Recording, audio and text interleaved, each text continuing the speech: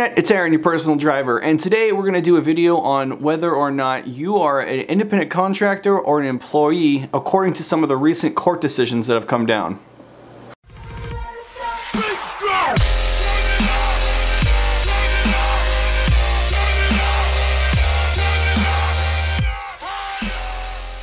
If you're new to the channel, I'd like to welcome you, and if you are interested in anything Uber, Lyft, or gig economy related, go ahead and hit the subscribe button down below and the stupid YouTube bell icon so you can get notified when I either upload a video or go live. For those of you returning, welcome back. I always love you guys. Don't forget, on the weekends I do live in-car ride-along live streams, so you can watch me doing Uber or Lyft live and in person. So we're talking about two court decisions that recently come out. One was the Supreme Court of California, and one was a federal court decision that seemed to have conflicting opinions, but we'll get to why they make sense in a second here. So this video is going to have 4 parts. The first part is going to be explaining the difference between Uber Black and UberX. The second is going to be about the court decisions themselves, the difference between the two and why they make sense. The third is going to be about how these decisions are going to affect both the UberX and Uber Black platform going forward. The fourth is going to be a little bit more of my opinion, really, and then more in detail what's going to happen going forward. And the fourth is basically going to be ramifications. What do these decisions mean and how that's going to affect you as a driver going forward. Okay, so the first thing that we need to talk about is Uber Black versus UberX, and the reason for that is the Supreme Court decision in California was about a company called Dynamex, but it applies mostly to UberX drivers, like the daily rideshare grinders, right? And the federal decision that came out, and I'm going to try to put these here if I can remember to do that in editing, was about Uber Black specifically. So we need to go over the difference between the two platforms to help you understand going forward what the difference is. So the first major difference is obviously going to be payment, right? Everyone thinks Uber Black is super awesome because they get paid so much more money than UberX. The per mile rates are higher, but what they don't realize is it's not just because they have a fancier car. That is one of the things that you need to have. If you want to, I'll have a video up here about my favorite XL cars. One of them being the 2013 Cadillac Escalade Hybrid. I think it's the best car you can drive for Black. It's more than just the car though. You need to have your own commercial driver's license as a CDL and or commercial driver's insurance in order to even be eligible for the platform. Now obviously it's going to vary state to state, so you have to look up what your specific state is going to be. Basically what this means is you can operate your own business. You don't need Uber and Lyft.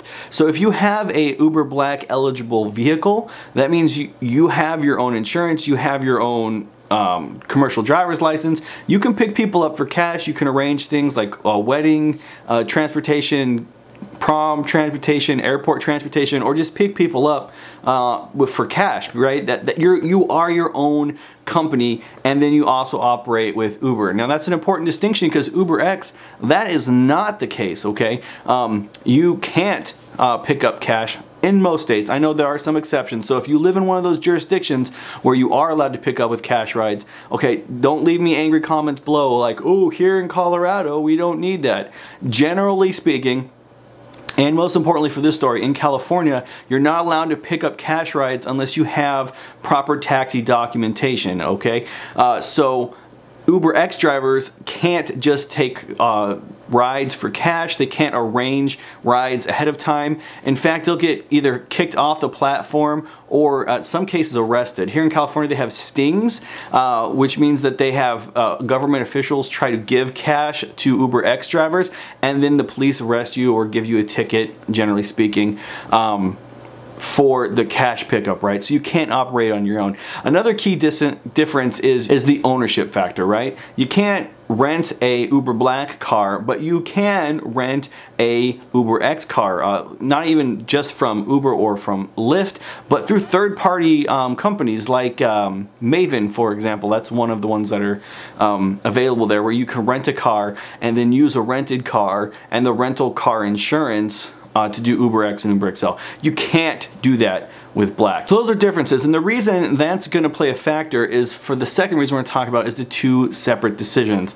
So California Supreme Court ruled against Dynamex, okay? And I have a live stream video. I'll also try to link that if I can remember to do that correctly. And they basically ruled against gig economy companies, okay? They set a new standard. So what they did is they took this lawsuit, what they did is they made a test called the ABC test, and what that means is that there is now a test that the lower courts in California can look at to see whether or not companies like Postmates, Uber, Lyft, etc. meet the standards for independent contractor or for employee. Now that's an important distinction because before it didn't really seem like there was any permanent test, if you will, for the court system. It was kind of more case by case, up in the air, no real solid, like more of like a fluid, maybe, maybe not kind of thing going on in California. At the federal level, however, they ruled very recently against the Uber Black employee, or excuse me, Uber Black contractor, that they were not an employee, right? So at the federal level, the federal court ruled that the Uber Black driver was an independent contractor for a bunch of different factors. My favorite one being that the judge, for whatever reason, was obsessed with cigarette breaks. He said you could take a cigarette break like whenever you wanted. You could take it now, you could take it later, you could take it whenever you want to. You have your control over your cigarette break. So obviously this judge is a smoker and he was probably jonesing at the time for a cigarette, but I digress. But there's two key factors here that I want to point out. One is the difference between federal court and state court, okay? And then the second thing I want to point out is, that I've already been talking about, is the difference between UberX and Uber Black. And once you realize those differences, this is going to make a lot more sense a lot more quickly. So the first is, federal law always applies to everybody, right? Even non-states like Guam or Puerto Rico. And federal law always supersedes the lower state, county, city, municipality law, okay? But the federal laws can only cover certain areas of U.S. citizen life, right? The states have what are known as policing powers. So that means, like, for example, a state, county, city, municipality can have a police force, county sheriff, highway patrol, your local like city police officers. Even though the federal government has the FBI, right, which is basically in charge of law enforcement at a federal level. Okay, you can get arrested for a state crime and you can get arrested for a federal crime. And those are two different things that go to two different courts. A great example is weed, okay? In California, it's legal to have weed. You can buy it, you can possess it, you can use it, you can smoke it. So state law enforcement will not arrest you and not prosecute you for having marijuana. However, at the federal level, it's still illegal, okay? So the FBI, the Drug Administration, can come to your state and arrest you or impose a fine upon you for using marijuana still. So those are two laws that are seemingly in conflict, but because of the structure of the US law versus federal law, they simultaneously can exist. Now obviously weed being illegal supersedes weed being legal, but they're not going to send the FBI into everybody's apartment complex and arrest everybody for smoking weed on the weekend, because there's too many people doing it in California. There's 55 million people here and it's a waste of money. But they could. Okay. The other thing you need to realize is the court system in California operates independent of the federal court system. And so if you're going to argue a state law, you can do it in California and it never touches the federal bench, okay? And then once it gets to the California Supreme Court, there is no higher court that can judge that law. Now, you can appeal to the federal level a ruling of the California Supreme Court, but you have to,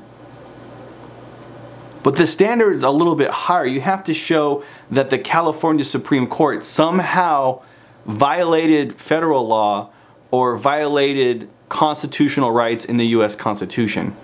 And that standard is a lot higher because here's how contracting law works. The IRS has a basic guideline for if you're an independent contractor or you're an employee, okay? And the IRS basically has a spectrum. So 1 being definitely an employee, 10 being definitely contractor, but most jobs fall on the spectrum in the middle. Okay, so the IRS basically outlines 3 things to determine if you're an employee or a contractor or not. The first is behavioral control. The second is the type of relationship between you and the contractor. And the third is financial, okay? It doesn't get into specifics, but it does give some examples. And it's interesting to note that according to the IRS, none of these are definitive, meaning if you meet any of these benchmarks, it does not prove or not prove you're an employee or a contractor, but these are general guidelines. Behavioral control, and I think this applies to the Uber Black driver, which is why the judge talks so much about smoking. Behavioral control is how much control does the company have over the individual working. Do you work shifts? Do you take breaks? Do you have, do they tell you what to do? Do you have to wear a uniform? Those sorts of things, right? Financial control is how the money is made, okay? Are you paid an hourly rate? Are you paid bonuses? Are you paid a flat fee? Is it per referral? Like, is it the compensation, the way the company pays you is important, and also how is money collected by the contractor or employee? Do you take money from the customer as like a business person, or does the company collect money and pay you wages? Okay, that's an important distinction there. Can you negotiate with your supervisor or contractor over wages? Meaning, can you ask for more money? Can you negotiate with the customer for compensation? These are things to look at whether or not you're an employee.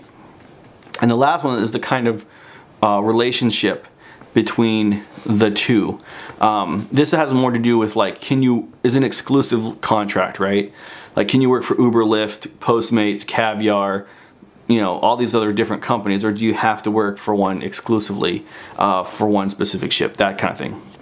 Those are examples that the IRS uses, but they're not specific. And they say if just because you have like 9 to 10 doesn't mean anything. It's a spectrum, and they leave then the states to fill in the blanks for how to do this. Now the federal government allows states to fill in the blanks or more specific needs according to that state. So some states will say, okay, on the spectrum between 1 and 10, if you're a 4 or higher, you're a contractor. But other states will say, if you're a 7 or higher, you're a contractor. Now, these aren't exact numbers. I'm just saying imagine a spectrum. So some states are known as right-to-work states. These happen to be more conservative states, like Arizona is one of the most well-known right-to-work states. They also happen to have really, really low wages because corporations have more rights there than workers do. They're also very opposite of that. Now, it's not always conservative or liberal, but I'm just saying these are the most well-known ones. The most well-known ones are Illinois, like in Chicago, for example, have a really strong labor movement. Washington, California.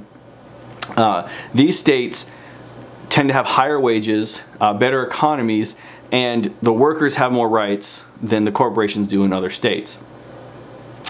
And each individual state, so in all 50 states, they can define what the federal government outlines more specifically for their needs, okay? So as long as their law doesn't violate the IRS code, as it falls in with that state's law is okay. You think of it like this: you can always add on or add more to a regulation or a law, but you can't take away, right? So in the case of California, the Supreme Court looked at a bunch of different decisions that were happening in the lower courts. There's a bunch of different stuff going on, and they decided that they needed a test to determine what the specific line was. Like, think of it like a line in the sand. Do not pass, go, do not collect $100. So what the California Supreme Court did is they looked at all this stuff and they said gig economy workers are new and they don't follow traditional employee contractor guidelines. It's like a third new kind of contracting that has never existed before. So they invented a test, they call it the ABC test, to determine whether or not you are an employee. And this is black and white. It's not like at the federal level. If you don't meet all three conditions, you're an employee. So to be an independent contractor in California, you have to meet A, B, and C, otherwise you are an employee. It's black and white. It's not like a spectrum 1 to 10. It's yes or no. And this test gets a little bit complicated, so I'm just gonna put the test up on the screen and read it to you. I know that's boring, but that way you guys can see what I'm talking about. The first thing is A, the worker is free from the type and degree of control and direction the hiring entity typically exercise over its employees. B, the worker performs outside the scope of the hiring entity's business and whose work therefore would not ordinarily be viewed by others as working in the hiring entity's business. And C, the worker is customarily engaged in an independent established trade, occupation, or business, taking such steps as incorporating his business, getting a business or trade license, or advertising. So what does that mean? So the first part of that test, the A test, is do you have control over your own daily life, basically? Do you have a shift? Do you have to clock in and out? Do you have a lunch break you have to take? Those sorts of things. B is really where it's going to be hard for the gig economy to argue that they are contractors, is your job that you're doing for the company has to be outside the scope of what that business does. So what that means is if your business is primarily a taxi business, like Uber is, for example, or you could argue Uber is, then to be an independent contractor for Uber, you would have to do something other than drive a taxi. I know Uber claims they're a technology company. They're not a taxi cab company.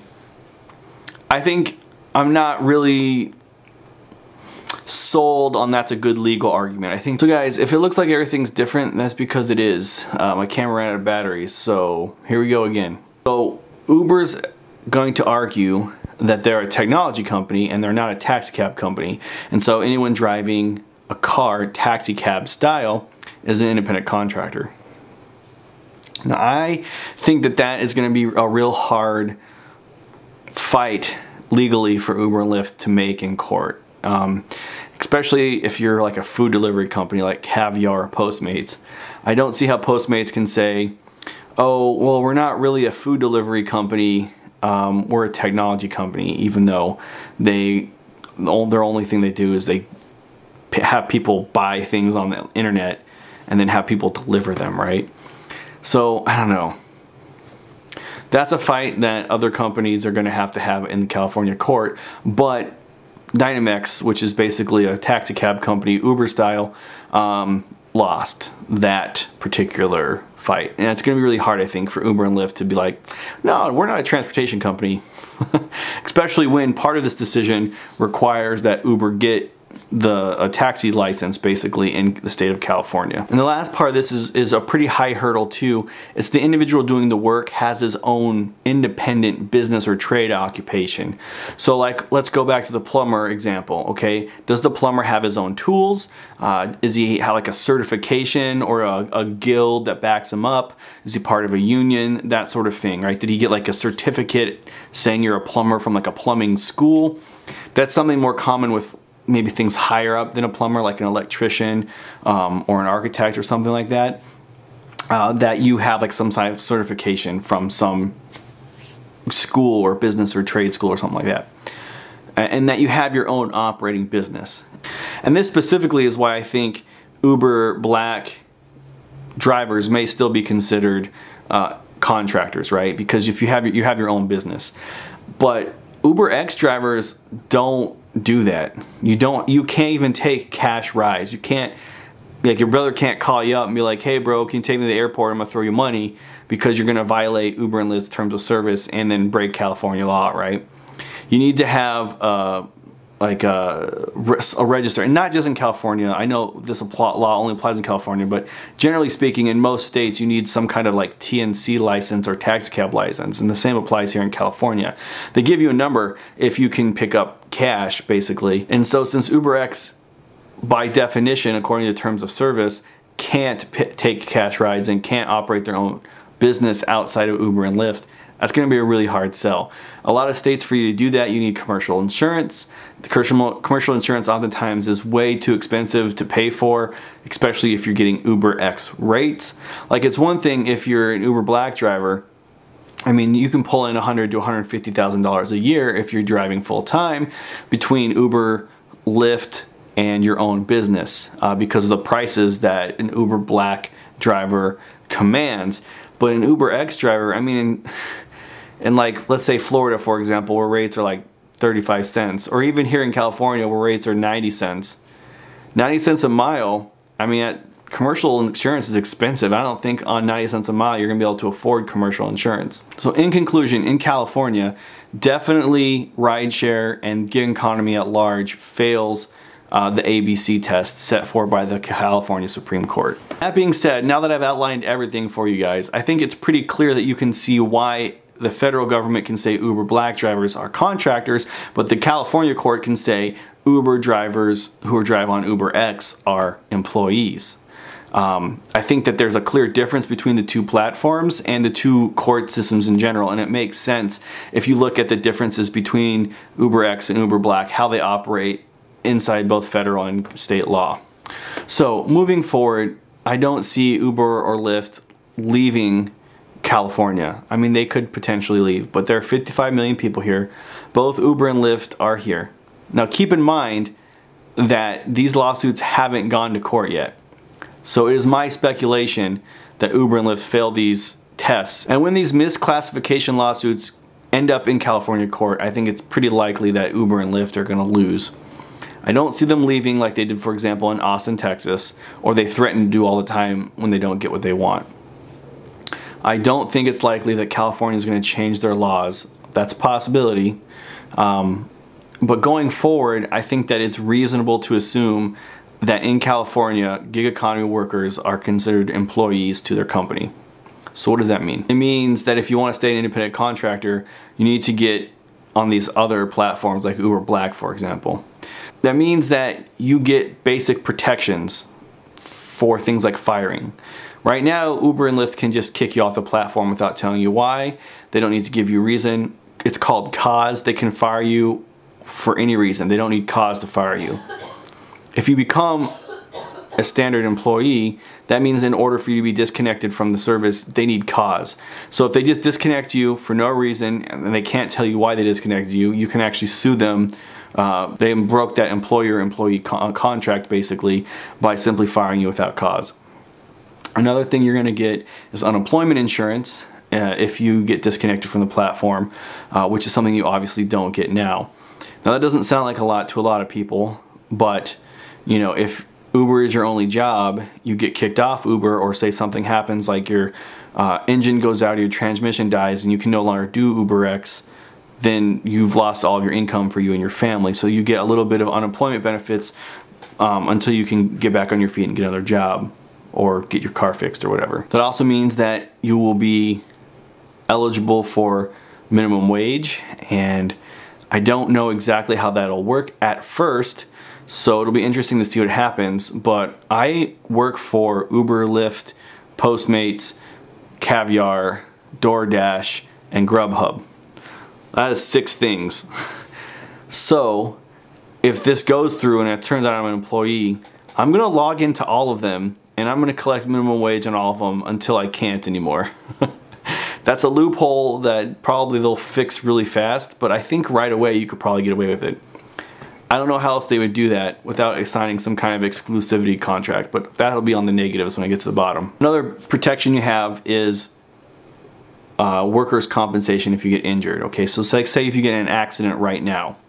You get in an accident, you're in the hospital, obviously you can't drive, you get prescribed pain medicine after your surgery for whatever, 3 or 4 months. Well, if you have Percocet 24 hours a day, you can't drive 24 hours a day. So if you get in an accident now, it could be anywhere from like 1 week up to several months where you can't drive, which means you can't make income. In status quo, there's nothing you can do. You can't file for insurance, you can't file for workers' compensation. No protections are there for you. You just lose the income while you're in the hospital. If you're an employee, you can file for workers' compensation. So that means while you're in the hospital, you know, those lost wages will come to you in some form of insurance, however that works out in your state. The other thing that you can do is with your standard insurance company, or like, you know, Aflac or whatever, that offer these kind of packages for employees, you can also get cash benefits from them where you couldn't right now because you're an independent contractor. You also get Social Security benefits, and I think this is a really underrated benefit. The more you work as an employee, the more money you build up in your Social Security equity, right? So that means when you retire, it's going to affect how, when, and how much money you get from the Social Security Administration. Also, if something devastating happens medically, like say you get MS, you come up with cancer, you have some kind of disease that prevents you from working, well, you can access that Social Security safety net earlier than retirement if you're injured. But if you're doing Uber and Lyft, that's going to hurt your contributions to the Social Security network, which means it could hurt your earnings potentially. There's a flip side to that, and I'll get that to later when I talk about the negatives. But that means you're going to pay Social Security tax. Let's not forget about overtime. So if you work more than 40 hours in a week, which most full-time drivers do, you'll get time and a half for the time that you do. And the last benefit from being an employee is that it's easier to unionize. Now, the only current Uber and Lyft union is in Seattle. There are others, some like work groups and other kind of like labor-ish, not union, but kind of union agreements in other states. But the only straight out union is in Seattle. And the problem Seattle's having is the city is trying to prove that independent contractors can unionize, and there's a little bit of legal barrier in there because they want to make sure that they're not hurting the overall market, right? Because labor is a market, and if you're not an employee, how do you really unionize, right? So the barrier to unionization is less. Now, some of you could say it's a negative, but those of you who are anti-union, you should definitely be pro-union if you're in Uber and Lyft. The reason I ask you this is Uber and Lyft set the rates, and it's killing us. I mean, as low as 60 cents a mile in some states. So the only way to push back is to unionize, and I know that people don't like that word. People get mad when I say that, but unless you want to drive for 60 cents a mile, if you want to get back $2, $2.50 a mile, the only way to do that is through a union. And Seattle's proof of that. As soon as they got that union passed up there, the city started advocating for $2.50 a mile for Uber and Lyft. So by the end of this year, most likely, if you're in Seattle, you're gonna get $2.50 a mile. That only comes with unionization. As soon as the union is gone, if Uber and Lyft can kill it, you think that $2.50 is gonna stay? Pfft, it's gonna be gone like that, like boom, in a snap. It'll be back to 70 cents a mile or whatever. Now, I don't want to make it sound like it's all good, and I actually don't really want to be an employee. I think that there's a lot of drawbacks. So let's go over some of those drawbacks now. One is they can make you wear a uniform, and I don't fucking want to wear a uniform. I'm too goddamn old, and I've been working for too goddamn long to wear a uniform. I'm not playing t-ball in like Little League anymore. I don't want to wear a uniform. If I want to wear shorts and sandals because it's hot, I want to wear shorts and sandals and when it's hot. One of the reasons I like Uber and Lyft is I don't even like the corporate world where they're like, you need to wear a, you know, a polo shirt and iron jeans. No, if I don't want to wear that, I don't want to wear that. I don't want to have to shave every day if I don't want to. So uniform, a personal appearance, that sort of thing, they could have control over if you're an employee. And I'll be damned if I'm going to wear an Uber shirt with an Uber hat and a little polo shirt and have to shave everything off my face. No. The other thing is taxes. So employees pay a lot of taxes that they don't really know about. So they're generally known as payroll taxes. Now, legally, payroll taxes is a very specific thing, but general vernacular is that you pay payroll taxes. That means the associated, that means there are certain taxes associated with being an employee, like Medicare and Social Security, for example. So all the benefits from having Social Security I talked about earlier, well, also that means you're gonna be paying into the pool, which means that you'll be paying Social Security and Medicare taxes. amongst other taxes. I mean, obviously that's going to depend on what state, city, and county you live in, but everyone has different various taxes they have to pay when they're an employee. On that same train of thinking, your tax benefits get hurt a lot more too. As an independent contractor, there's a lot of stuff you can write off. Like, you see this cool new keyboard I have? That's a tax write-off, man, because I do a YouTube channel and I do a rideshare related YouTube channel. So that's a business write-off, my friend. If I'm an employee, the water gets a little murkier. There's a lot less leeway you have when you have a 1099, which is an independent contractor form, or like a regular IRS employment form, like a W-2. There's a lot more power behind the 1099. You can write a lot more things off. You can get away with a lot more than a general employee can. One thing that all drivers hate is the idea of caps on driving and shifts in general. And what I mean by that is, if they're going to be, if Uber and Lyft have to guarantee you a minimum wage and then pay you overtime at whatever your wage is, they're going to put a cap on your driving. And so that means you can only drive 8 hours a day, you can only drive 40 hours a week, and some places consider full-time work 36 hours or 32 hours. So potentially Uber can say you get full-time benefits at 32 hours and you'll only be able to drive at 32 hours.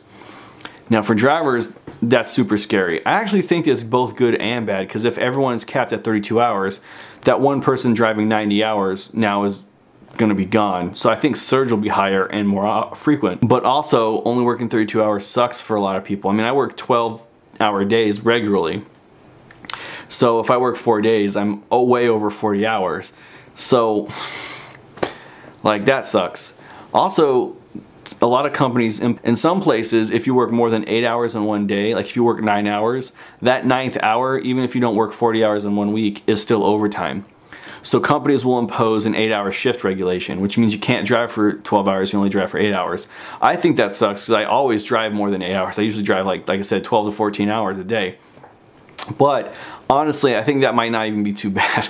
We shouldn't really be driving more than 8 hours, guys. It's not safe, and it's safety first, but it's gonna hurt my earnings. I can only drive certain days a week because I got kids and my wife is working full time Monday through Friday. So I don't have a lot of time to drive. So I like to maximize that time and work as many hours as I can in that day.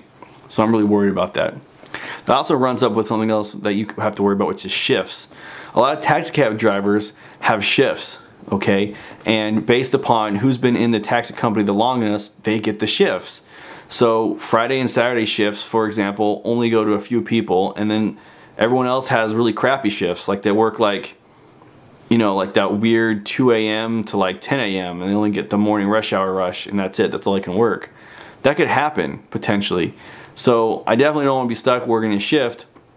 I definitely don't want my shifts dictated to me, because if Uber tells me that I have to do a shift on Wednesday between 11 and 2, well, I can't. I got kids, so I'm just not going to drive for Uber or Lyft. But there's a real possibility that is what's going to happen if we were our employees. Furthermore, they could tell you there's a clock in and clock out area, meaning wherever your local green hub is, you could go there and clock in, so to speak, like old school, like with a little ID badge. And then Uber can tell you where you're going to go operate. They can say, hey Aaron, well today, I know you live in Berkeley, but we're going to send you to Sacramento. Go clock in at the Sacramento station, and now you're going to work there for your shift today. Then I have to drive all the way to Sacramento uncompensated, work 8 hours in Sacramento and drive back. I don't like that idea, but again, potentially if you're an employee, that's something that could happen. So remember when I told you that you have to make minimum wage and then you could exploit it by working as many apps as you wanted to? Well, there's a way around that, and it's called an exclusivity contract. And there's different specific ways to execute that, and different cities and different states have different language legally for what that is. But basically, it's an exclusivity contract saying you're only going to work for that specific person. In New York, they already kind of do this because they do kind of have some employee benefits in New York. So you have to only work for one at a time. I know people don't always do that, they kind of work around it, but that's what you're supposed to do. It's the equivalent of logging into Burger King, then walking across the street, logging in at Starbucks, walking across the street, and then actually working at McDonald's while collecting wages at Burger King and Starbucks. You can't do that. unless you like know somebody in payroll and they're hooking you up under the table. Same thing with Uber and Lyft. So eventually what they'll do is they'll say that if you're working for me, you can only work for me, and if they catch you working for these others, you can get in a lot of trouble. Plus it's on a cell phone, so I guess you could use 2 separate cell phones, but like I don't see how you can get away with it, because the other thing they're gonna do in the second part of this is acceptance rates. Meaning if you're an employee and you're on the clock, it doesn't matter whether you want to drive 45 minutes south or not. You're gonna have to take that ride. The ability to cancel is gonna be much harder. Right now you just gotta wait the clock out. If you're an employee, it's gonna be much harder to just straight up cancel. You won't be able to call beforehand. I know a lot of you assholes out there call your paxes and see where they're going and then cancel the trip if it's not where you want to go. That stuff's going out the window. You're not gonna be able to do that. In fact, right now your acceptance rating doesn't matter. I tell people your acceptance rating should always be around 50%. Less than 60 for sure, because you should be filtering out bad rides. Don't take Uber Pool. Don't take Uber Pool Express. Don't take, you know, rides out of the area you're trying to get to, right? If you're trying to get into San Francisco, well, don't take a ride east. Only take west rides until you're in San Francisco. So you should be denying a lot of your rides. But if you're an employee, they may not even let you cancel. Like it may literally be you have to sit outside that person's house until Uber contacts you and say, okay, we're gonna cancel this ride for you now. So that sucks. I love cancellations. Like you guys know, I call cancellations manna from heaven. I also don't take Uber pools unless I'm getting additional incentives, but they're gonna make you take Uber pool. And that leads me to the last thing, guys. If you're an employee, there's a very good chance that they won't pay you per minute per mile. They'll just pay you a wage. Meaning you log in at 8, you log out at 4 p.m., you work 8 hours, and you get 20 bucks an hour, 15 bucks an hour, whatever it is, 25 bucks an hour, $10 an hour. I don't know what state you live in, I don't know what your minimum wage is, but it'll be like a couple of dollars more than minimum wage per hour, and they could implement that on you. So whether you take 1 ride or you take 1,000 rides, you're getting paid the same. And I'm gonna quit if that happens.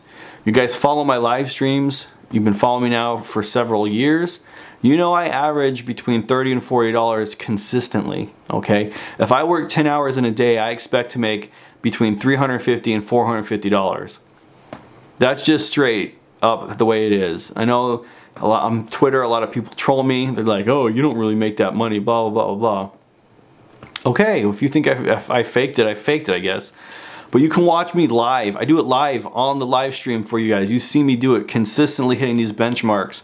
$28, $30, $34. I think 2 weeks ago, 3 weeks ago, I made $48 an hour.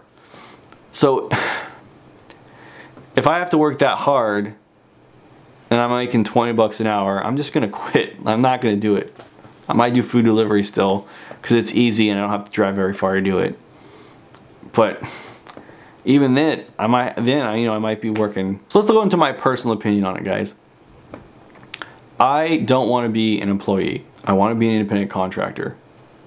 But I think the way the law is written right now, not just in California, but I think nationwide, I think that we are employees. I think that since May of last year, when Uber and Lyft went to a upfront pricing system, that we've been employees. The reason for that is I, as a business owner, no longer collect money from the customer. It's going to the control over, if you remember earlier in the IRS explanation, we're basically point of sale people for Uber and Lyft now. Meaning Uber can charge a customer $100 for a ride. That would normally be $10 if they want to, upfront pricing. They can charge anything they want to. And then they only pay me based on a $10 fare and they keep the extra 90. So what Uber is doing is they're contracting independently between the customer and then they're paying you a wage. That's backwards from the way it used to work. And I've been doing this long enough to know that it used to be I would collect $100 and then at the end of the day I would pay 25% to Uber. Okay? I used to be the point of collection. My business collected the money, then I paid a fee to Uber. Last May that all ended. Now Uber collects the money and pays you a wage, and once they did that, I think they lost all credibility that we're independent contractors. Now for me personally, having the 1099 is extremely important because my main source of income is actually my wife's wages. She works Monday through Friday, 9 to 5, in a regular ass corporate job. Those wages are taxed, especially in a state like California, at a ridiculous, absurd amount of money. So one way to reduce our tax burden is to use Uber, Lyft, YouTube, etc. as a way to write off expenses, i.e. a keyboard, i.e. these monitors, i.e. the lighting, the mat you see here, the mouse that's over here, this camera I'm on. All of this stuff is tax write-offable, up and beyond your normal like car washes and per minute per mile write-offs that you can get, etc. Ask your tax guy, they'll know more information, including rent. So this little workspace here, the square footage of this desk and stuff like this, I can write that off via rent. So every time the rent goes up here, my tax write-off for this specific section also goes up. That brings our overall earnable wages down so we don't get taxed as much. And if I'm an employee and I'm getting a W-2, I'm going to get killed in taxes. Because I get those bonus from taxes, man. And it reduces our payouts. So I can't do it, man. I can't do it. I don't want to be an employee. A solution I see coming is that they create like a third type of employment status. So it's not just independent contractor, it's not just employee, but there's somewhere like in the middle-ish, and they call it like a gig economy worker or something. And they create a like a half protected, half not protected kind of status for our workers. So we could still have access to things like unemployment insurance or workers' compensation sort of thing, but we also operate independently, so we could still get a 1099 or a new form that's just specifically for us. And that's been discussed a little bit here in California, but my kid's crying. I don't know if you're able to hear that on the video or not. We'll see during the editing process. Anyway, guys, I hope you enjoyed the video. Deuces. Hey Internet, it's Aaron. Hey Internet, it's Aaron, your personal driver, and today we're gonna do some. Hey Internet, it's Aaron. Hey Internet, it's Aaron, your personal driver, and today we're gonna talk about some controversial recent juice. Hey Internet, it's Aaron, your personal driver. Hey Internet, it's Aaron, your personal driver, and if you're new to the channel, welcome. I'd like to welcome any of you new subs. If you're new to the channel, I'd like to welcome you, and if you